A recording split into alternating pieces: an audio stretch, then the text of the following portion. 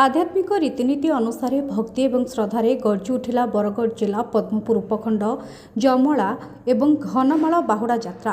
भक्ति और श्रद्धार सहित भक्त माने महाप्रभु श्री जगन्नाथ बड़ भाई बलभद्र एवं देवी सुभद्रा एवं प्रभु सुदर्शन रथरे विराजमान होई रथयात्रा करी निज रत्नवेदी को विराजमान करिसेंती। निर्धारित रीतिनीति को नहीं चतुर्था मूर्ति पहंडी विजे करी परे रत्नवेदी को विराजमान करी आसिथिबा भक्त श्रद्धालु मानकु आशीर्वाद प्रदान करथिले।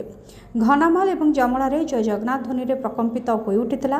बाहुड़ा यात्रा रे अनेक सांस्कृतिक दल कीर्तन घंट संप्रदा मृदंग ताले ताले अपूर्व माहौल सृष्टि होइथिला।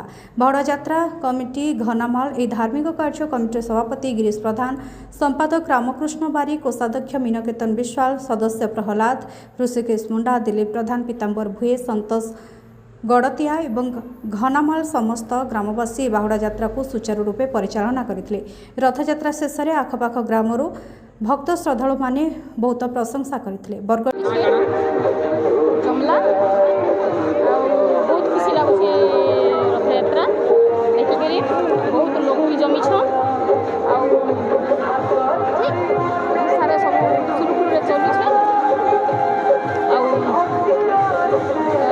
भगवान विराजमान ही जो रथरे तो देखु छन तो सबुन एंता थाउ ई जिनिसटा प्रति वर्ष हमने भगवान आउछन निज मौसी घर के जाउछन और पुणी फिर मंदिर के फिरुछन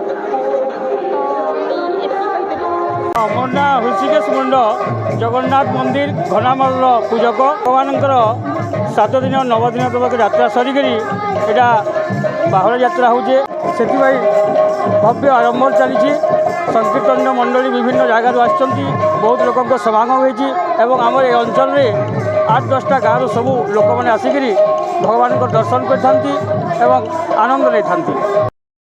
बरगढ़ जिलूर भागीरथी भोई रिपोर्ट।